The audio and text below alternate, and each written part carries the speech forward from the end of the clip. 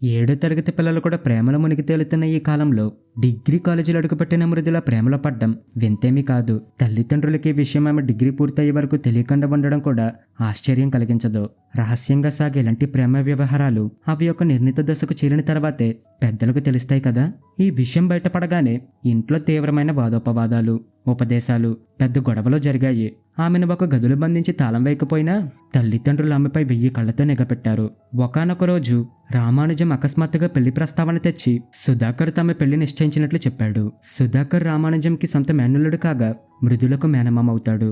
అతను 10వ తరగతి వరకు చదువుకొని కాలేజీ రోడ్లో బైకులు రిపేర్ చేస్తూ జీవనం సాగిస్తున్నాడు. అతను అందంగా ఉన్నప్పటికీ ఎప్పుడు ఆయిల్ మరకలు పట్టిన బట్టలతో ఉండేవాడు. ఈ పెళ్లి నేను చేసుకోను అని మృదుల ఎంత గట్టిగా కేకలు వేసినా పట్టించుకునే నాదుడే లేడు. ప్రేమకు 2 మనసులు సరిపోయినా పెళ్లికి మాత్రం పెద్దల ఆమోదం తప్పనిసరి. అందుకే మృదుల తల్లిదండ్రులు ఈ బంధాన్ని అంగీకరించలేదు. మనోహర్కు చిన్నప్పుడే తల్లిదండ్రులు లేకపోవడం వల్ల అతని తరపున సమస్యే లేదు. మేనమామ ఇంట్లో పెరిగిన మనోహర్ ఎప్పుడు వదిలి వెళ్తాడని ఎదురు చూస్తున్న అతని మేనమామ ఈ పెళ్లికి ఎటువంటి అభ్యంతరం చెప్పలేదు. ఎంఏ పూర్తి చేసిన మనోహర్ అప్పుడప్పుడు ఇంటర్వ్యూలకు వెళ్తూ మిగిలిన సమయాల్లో కాలేజీ గేటు దగ్గరే మృదులకు బీట్ వేస్తూ ఉండేవాడు. అలాంటి మనోహర్ ఇప్పుడు రాజమండ్రిలోని ఒక ప్రైవేట్ కాలేజీలో ఇంటర్వ్యూకి వెళ్ళాడు. తల్లిదండ్రులకి తెలిసిపోతుందనే భయంతో మృదుల బాత్రూంలోకి వెళ్లి ఫోన్ ద్వారా మనోహర్కు ఎప్పటికప్పుడు మెసేజ్లు పంపుతూనే ఉంది. ఎలాంటి కంగారో పడకో, నేను నిన్ను తప్పకుండా దక్కించుకుంటా, నాకు ఉద్యోగం దొరికిందే అని రాజమండ్రి నుంచి మనోహర్ ఆమెకు తిరిగి మెసేజ్ పంపాడు. భయంతో బిగుసుకుపోయిన మృదుల పెళ్లిపీటల మీద మనోహర్ రాక కోసం నిరీక్షిస్తుంది. మంగళ వాయిద్యాలు మోగుతున్న ముహూర్తం దగ్గర పడుతున్న కొద్దీ ఆమెలో ఆందోళన పెరిగిపోతుంది. అకస్మాత్తుగా ఓ కారు సుడిగాలిలా దూసుకొచ్చి కళ్యాణ మండపం ముందు ఆగింది. 6 యువకులు హడావిడిగా కిందకు దూకారు. కళ్ళు మూసి తెరిచేలోపే 2 పూజారిని బలవంతంగా లాక్కెళ్లారు. మరో 2 ఇనుపరాడ్లతో అక్కడ వస్తువుల్ని ధ్వంసం చేయడం మొదలుపెట్టారు. ఇంకో 2 పెళ్లి కూతుర్ని పీటల మీద నుంచి లాగి కారులోకి తోసి క్షణాలు అక్కడి నుంచి బడాయించారు. అంతా కనురెప్పపాటులో జరిగిపోయింది. వాళ్ళని చంపండి, నరకండి, పోలీస్ కంప్లైంట్ చేయండి అంటూ కొందరు ఆగ్రహంతో కేకలు వేశారు. ఈ ఘోర అవమానాన్ని తట్టుకోలేక మృదుల తల్లి స్పృహ కోల్పోయి కుప్పకూలింది.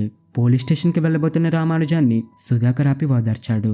గుడిలో పెళ్లి చేసుకున్న తర్వాత 6 నెలల పాటు స్వర్గంలో తేలియాడిన మృదులకు ఆ తర్వాత సమస్యలు వెంటాడడం మొదలుపెట్టాయి. బంధువులకు దూరంగా ఉండడం మొదట్లో ప్రశాంతంగా అనిపించినా క్రమంగా ఏదో తెలియని లోటు, అశాంతి ఆమెను కలవరపరిచింది. తల్లిదండ్రుల గురించి ఆమె ఆలోచనలు, వారు ఎలా ఉన్నారో, తనను క్షమించారో లేదో అన్న బాధ ఆమెను కృంగదీసింది. బంధువులు లేని లోటు ప్రసవ సమయంలో ఆమెకు తీవ్రంగా అనుభవమైంది. ఆసుపత్రి నుంచి బిడ్డతో ఇంటికి వచ్చిన తర్వాత మనవడు పుట్టాడని తెలిస్తే అమ్మ నాన్న సంతోషంతో రాజీపడతారని ఆమె ఆశించింది. కానీ మనోహర్ వారికి తెలియనివ్వలేదు. ఆమె కూడా దానికోసం అతన్ని ఒత్తిడి చేయలేకపోయింది. రోజులు, నెలలు, సంవత్సరాలు గడిచే కొద్దీ మృదుల హృదయంలో శూన్యం ఆవరించింది. తినడం, పడుకోవడం వంటి యాంత్రికమైన దినచర్యలతో జీవితం నిస్సారంగా తోచింది. ఆమెకు విరక్తి మొదలైంది.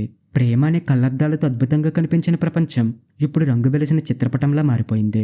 తన వివాహం సవ్యంగా జరిగి ఉంటే సీమంతం, బారసాల, సంక్రాంతి వంటి పండగలు ఎంతో సందడిగా జరిగేవి.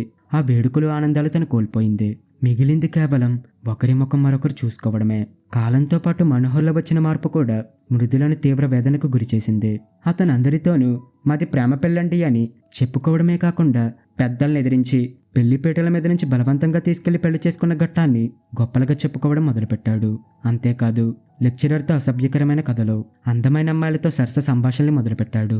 ప్రేమించండి, ప్రేమలేని జీవితం వ్యర్థం, పెద్దల్ని ఎదిరించి పెళ్లి చేసుకోండి నాలాగే అని బోధిస్తున్నాడు. జీవితంలో తగిన విజయం సాధించలేని వారు ఇన్ఫీరియారిటీతో ఇలా ప్రవర్తిస్తారని ఎక్కడో చదివిన మృదుల ఈ కొత్త సమస్యకు రాజీపడక తప్పలేదు. ఖాళీగా కూర్చొని తన 8 ఏళ్ల వైవాహిక జీవితాన్ని నెమరవేసుకుంది. ఒక ప్రేమ పెళ్లి, 6 ఏళ్ల అబ్బాయి తప్ప తను సాధించిందేమీ లేదని ఆమె కనిపించింది.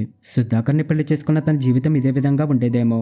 కానీ అప్పుడు కనీసం తల్లిదండ్రుల అండ, పండగలు, వేడుకలు తనతో ఉండేవి కదా అని ఆలోచించింది. ప్రేమించి నేను తప్పు చేశానా అని ఆమె అంతరాత్మ పదే పదే గుచ్చుగుచ్చి అడుగుతుంది. పెళ్లి రోజున కొత్త బట్టలు ధరించి పండగ చేసుకోవడం వారి అలవాటు. రేపే పెళ్లి రోజు. ఆమె దీర్ఘంగా నిట్టూర్చి షాప్కి బయలుదేరింది. షాప్ జనంతా కిటకిటలాడుతుంది. భర్తకి, బాబుకి రెడీమేడ్ బట్టలు, తనకు చీర ప్యాక్ చేయించుకొని బిల్లు చెల్లించడానికి వెళ్లిన మృదుల తన భుజానికి వేలాడుతున్న బ్యాగ్ మాయమవ్వడం చూసి నిర్ఘాంతపోయింది. ఎవరు దాన్ని తీశారో తెలియదు. బిల్లు గుమస్తా ఆమె వైపు చూసి ఎగతాళిగా నవ్వి వెళ్ళమ్మా వెళ్ళు అంటే విసురుగా అన్నాడు. 5,000 పోయిన బాధ కంటే అతని ఎగతాళి ఆమెను మరింత బాధించింది. అవమాన భారంతో ఆమె కళ్ళల్లో నీళ్లు తిరిగాయి. సరిగ్గా అప్పుడు అక్కడికి వచ్చిన వనజ అక్కడ జరుగుతున్న అవమానాన్ని సహించలేకపోయింది. కస్టమర్ని గౌరవించలేని నీకు ఎవరు ఉద్యోగం ఇచ్చారయ్యా? మేనేజర్ని రమ్మను, వెంటనే మెయిన్ గేట్ మోయించు, ఇప్పుడే పోలీసుల్ని పిలుస్తున్నా అంటూ గద్దించింది. తన బ్యాగ్లోంచి సెల్ ఫోన్ తీసి నెంబర్లు నొక్కడం మొదలుపెట్టింది. ఆమె టీవీ దర్పం చూసి ఇదేదో పెద్ద సమస్యే అని గుమస్తా వణికిపోతుండగా మేనేజర్ పరుగున వచ్చి విషయం తెలుసుకున్నాడు. వెంటనే గేట్ మోయించి సిబ్బందిని వెతకమని ఆదేశించాడు. అదిగో ఆ మూలపడి ఉంది అంటూ ఒక సేల్స్మెన్ బ్యాగ్ తెచ్చి ఇచ్చాడు. విజయ్ గర్వంతో చిరునవ్వు చిందిస్తూ మృదుల వైపు చూసింది వనజ. దేవతల తనను రక్షించినందుకు థ్యాంక్స్ చెప్పుకుంది మృదుల. తన కారులో ఆమెను ఇంటి వద్ద దించి మృదుల తన ఇంట్లో అడుగు పెట్టగానే ఫోన్ మోగింది. లెక్చరర్ మనోహర్ను పోలీసులు అరెస్ట్ చేశారని తెలియగానే కాలేజీలో కలకలం రేగింది. అమ్మాయిలకు మాత్రం అది ఆనందాన్నిచ్చింది. మహిళా విభాగం అధ్యక్షురాలు స్వప్న స్కూటీలో మనోహర్ ఇంటికి వెళ్లి మృదులకు విషయం చెప్పి ఆమెను కూడా తనతో పాటు పోలీస్ స్టేషన్కి తీసుకెళ్లింది. అప్పటికి అక్కడ ఇన్స్పెక్టర్ ఎదుటి కుర్చీలో వనజ ఆమె భర్త కూర్చొని ఉండగా మనోహర్ దీనంగా తల వంచుకొని నిలబడి ఉన్నాడు. గత కొంతకాలంగా తన అమ్మాయిల ఫోన్ నెంబర్లు సేకరించి వారితో సభ్యంగా మాట్లాడుతున్నాడట. బాధితుల్లో ఒకరైన వనజ పోలీసులకు కంప్లైంట్ చేసి వారి సహకారంతో పక్కా ప్రణాళికతో ఈ రోజు అతన్ని పట్టుకుంది. తన భర్త నా స్థితిలో చూసి మృదుల షాక్ అయింది. వనజ పక్కనే ఉన్న సుధాకర్ని చూసి స్థానుపై నిలబడిపోయింది. అతను కూడా ఆమెను చూసి ఆశ్చర్యపోయినట్టు కనిపించాడు. ఈలోగా స్వప్న ముందుకు వచ్చింది.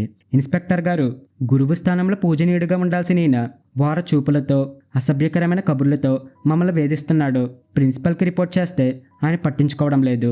ఫోన్ వేధింపు కేసులో దొరికాడు కాబట్టి ఈవ్ టీజింగ్ కేసు కూడా పెట్టి గట్టిగా శిక్షించమని మా మహిళా విభాగం తరపున రిపోర్ట్ ఇస్తున్నా అంటూ కాగితం అందించింది.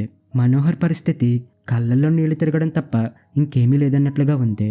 ఎన్నో సాధించాలనుకొని ఏదీ సాధించలేని వారే ఇలాంటి అల్లరి చిల్లర పనులతో తాము ఒక హీరో అయిపోయినట్టు భావించుకొని సంతృప్తి పడతారు. అదొక మానసిక రుగ్మత. ఇప్పుడు పశ్చాత్తాప పడుతూ ఉండొచ్చని సుధాకర్ అన్నాడు. కేసు పెడితే ఉద్యోగం పోయి భార్య బిడ్డలు రోడ్డున పడతారు. ఇది మొదటి తప్పిదంగా క్షమించి వదిలేయమని భార్యకు స్వప్నకు నచ్చజెప్పి మళ్ళీ ఇలాంటి పనులు చేస్తే తాను స్వయంగా అరెస్టు చేయిస్తానని హామీ ఇచ్చాడు. మనోహర్తో సారీ చెప్పించుకున్న తర్వాత వనజ స్వప్న తమ కంప్లైంట్ని వెనక్కి తీసుకున్నారు. నేరస్తుల్లా తలదించుకొని మృదుల మనోహర్ సోఫాలో కూర్చున్నారు. వనజ వారికి టీ ఇచ్చి లోపలికి వెళ్ళింది. వారి ఎదుటి సోఫాలో కూర్చున్న సుధాకర్, మిస్టర్ మనోహర్, రౌడీజంతా పెళ్లిపెట్టల మీద నుంచి అమ్మాయిని లాక్కుపోయి పెళ్లి చేసుకోవడం సరైన పనే అని ఎప్పటికీ నమ్ముతున్నారా అని సూటిగా అడిగాడు. ఆ విధంగా పెళ్లి చేసుకోవడం సరైన పనే అని మనోహర్ ఇంకా నమ్ముతున్నాడు. కానీ ఇప్పుడు తను ఒకప్పుడు అవమానించిన సుధాకరే తన రక్షకుడిగా ఉన్నాడు. అందుకే ఏమీ అనలేకపోయాడు. ప్రేమంటే త్యాగం, మానవత్వం కూడా. కానీ మృదుల నువ్వు మాత్రం ఎవరలా చేస్తే నాకేమనుకొని పేటల మీద నుంచి లేచిపోయి పెళ్లి చేసుకున్నారు. మీది ప్రేమో స్వార్థమో నాకెప్పటికీ అర్థం కావడం లేదు. మృదుల వైపు చూస్తూ సూటిగా నిష్ఠూరంగా అన్నాడు సుధాకర్.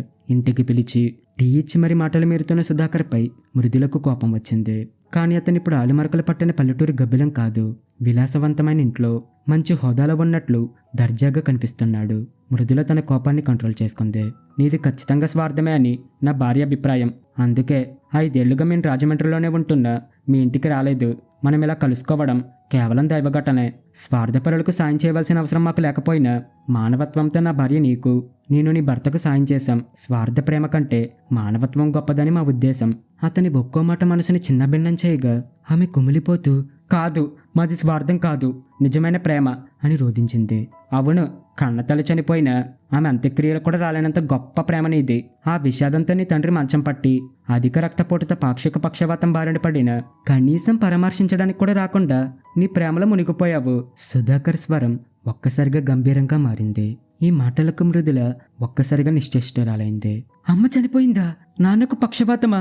నాకు తెలీదు, నాకెవ్వరూ చెప్పలేదు అంటూ తలబాదుకుంటూ గట్టిగా ఏడ్చింది. సుధాకర్ పంపిన ఉత్తరాలు నాకు అందాజి, కానీ అవి నేను తిరిగి రప్పించి బంధించడానికి వేసిన డ్రామా అని నేను భావించి నీకు వాటి గురించి చెప్పలేదు.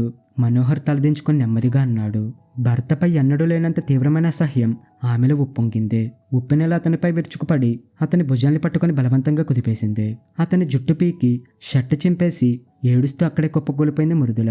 ఆమెను కాసేపు అడవనిచ్చాక కొంచెం స్థిమితపడినట్టు అనిపించగానే సుధాకర్ పక్క గదిలోకి రమ్మని సైగ చేసి వెళ్ళాడు. గుమ్మంలో కాలు పెట్టిన మృదుల లోపల ఉన్న దృశ్యం చూసి రాతి బొమ్మలా మారిపోయింది. ఆమె కళ్ళెదురుగా కుర్చీలో తన తండ్రి పండుబారిన జుట్టు చిందరవందరగా ఉంది. కళ్ళు కాంతిహీనంగా, ఆయన చూపులు వెర్రిగా ఉన్నాయి. శరీరం కూడా అదుపులో లేనట్టుగా స్పష్టంగా కనిపిస్తుంది. మతి స్థిమితం కోల్పోయిన స్థితిలో ఉన్న ఆయన బతిమాలుతూ ప్రేమగా బుజ్జగిస్తూ అన్నం తినిపిస్తుంది వనజ. నాన్న అంటూ పిచ్చిగా కేకవేస్తూ సుడిగాలిలో దూసుకొచ్చి ఆయన పాదాల వద్ద కుప్పకూలిపోయింది మృదుల. ఆయన బెదిరిపోయాడు. భయంతో వెర్రి చూపులు చూస్తూ తన ఎడమకాలను కుర్చీ మీదకు లాక్కున్నాడు. అయితే కుడికాలు మాత్రం కదల్లేదు. దానికి పక్షవాతం. నేను నాన్న, నేనే నీ కూతుర్ని అంటూ ఆయనకు గుర్తు చేసే ప్రయత్నం చేసింది. నా కూతురు లేదు, అమ్మని చంపేసి పారిపోయింది. నన్ను ఇక్కడ తన్నేసి పారిపోయింది. నువ్వెవరో? తన గుండె వైపు చూపిస్తూ మృదుల వైపు అనుమానంగా చూశాడు ఆయన. ఆ స్వరం వెదురు బొంగులోంచి వచ్చే గాలిలా అస్పష్టంగా ఉంది. మృదులకేమర్థం కాలేదు. వనజ పరిస్థితిని వివరించింది. దుఃఖము పొంగి కన్నీళ్లు ధారాపాతంగా కారాయి మృదులకు. నాన్న నాన్న అంటూ పలవరిస్తూ తల నేలకేసి బాదుకుంది. మరింత బెదిరిపోయిన రామానుజం కుర్చీలోంచి లేచి పారిపోవడానికి ప్రయత్నించాడు. అది సాధ్యం కాకపోవడంతో కుర్చీతో సహా కింద పడ్డాడు. వనజ ఆయన లావదీసి బయటకు వెళ్ళమన్నట్టు మృదులకు సైగ చేసింది. మృదుల సుధాకర్ పెళ్లికి వచ్చిన వనజ ఆ పెళ్లి విచ్ఛిన్నం కావడాన్ని, తర్వాత జరిగిన గందరగోళాన్ని దగ్గరుండి గమనించింది. కోపంతో అందరికీ ఆకలి వేస్తున్న ప్రశాంతంగా సంయమానంతో వ్యవహరించిన సుధాకర్ వ్యక్తిత్వం, అతని నిస్వార్థ గుణం ఆమెను ఎంతగానో ఆకట్టుకున్నాయి. ఆమె ఒక సంపన్న కుటుంబానికి చెందిన యువతి. ఎంకాం పట్టా పొంది మేనేజ్మెంట్ కోర్సు పూర్తి చేసుకుని ప్రస్తుతం తన తండ్రి వ్యాపార బాధ్యతల్లో పాలుపంచుకుంటుంది. సుధాకర్ని పెళ్లి చేసుకుంటానని ఆమె చెప్పగానే మొదట ఆశ్చర్యానికి గురైనప్పటికీ వనజ నిర్ణయాలపై నమ్మకం ఉన్న ఆమె తల్లిదండ్రులు చివరికి ఒప్పుకున్నారు. ఓపెన్ యూనివర్సిటీ ద్వారా బీకాం పట్టా పొందిన సుధాకర్ రాజమండ్రికి తన నివాసం మార్చి అంచెలంచెలుగా ఎదుగుతూ జిల్లాలో పేరు పొందిన ఆటో క్యారేజీతో పాటు కార్ల షోరూంకి యజమానిగా మారాడు. ప్రస్తుతం అతను రాజమండ్రిలో ప్రముఖ పౌరుడిగా రాణిస్తున్నాడు. ఖాళీ సమయాన్ని ఉపయోగించుకుంటూ వనజ తమ ఇంట్లోనే ట్యూషన్ పెట్టుకుంది. మతిస్థిమితం కోల్పోయిన రామానుజంను భార్య తమ వద్ద ఉంచుకొని బాగోగులు చూసుకుంటున్నారు. సుధాకర్ తన కథను ముగించిన వెంటనే రామానుజంకు భోజనం తినిపించి అక్కడికి చేరుకున్న వనజ, చూడు నీ ప్రేమ ఫలితం ఎంత భయంకరంగా ఉందో అంతే. క్షణమాగి, మీది ప్రేమ వివాహం, నాది కాదు. అయినా ఏ విషయంలో మీరు మాకంటే మెరుగైన స్థానంలో ఉన్నారో? ఆర్థికంగానా, విజయాలు సాధించడంలోనా, ఆత్మ సంతృప్తిలోనా, లేక ఆనందంలోనా అంటూ ప్రశ్నల వర్షం ఆపి నెమ్మదిగా తన భర్త పక్కన కూర్చుంది. తలదించుకుని ఉన్న మృదుల వైపు చూసింది వనజ. ఆమెకు సమాధానం దొరకలేదు. మృదుల, నేను ప్రేమ వివాహాలకు వ్యతిరేకిని కాదు. కానీ చాలామంది ప్రేమని భావించే దాని వెనుక మా ప్రేమ, మా జీవితం, మా సంతోషమనే స్వార్థమే దాగి ఉంటుంది. స్వార్థమనే పునాదిపై నిజమైన ప్రేమ నిలబడదు. అందుకే చాలా ప్రేమ పెళ్ళిళ్ళు ఫెయిల్ అవుతున్నాయి అని వివరిస్తూ ఇంకేమీ చెప్పడానికి లేనట్టుగా వనజ అకస్మాత్తుగా మౌనంగా ఉండిపోయింది. శరీరం మొత్తం హరించిపోయినట్లుగా మృదుల నిస్సత్తువుగా కూలపడింది. ఆ స్థితిలో కూడా వనజ చెప్పిన మాటలు నిజమేనని ఆమె మనస్సాక్షి పదే పదే గుచ్చుతుంది. తాను అమ్మ నాన్న ఆమోదంతోనే పెళ్లి చేసుకుని ఉండాల్సిందే. పెద్దల్ని ఒప్పించడం అనేది ప్రేమకు నిజమైన పరీక్ష. ఆ పరీక్షలో పాస్ అయితేనే ప్రేమ బంధం విజయవంతం అవుతుంది. మీకు కనుక కథ నచ్చితే లైక్ చేయండి, షేర్ చేయండి. ఇలాంటి మరిన్ని కథల కోసం మా ఛానల్ని ఇప్పుడు సబ్స్క్రైబ్ చేసుకోండి. Thank you friends.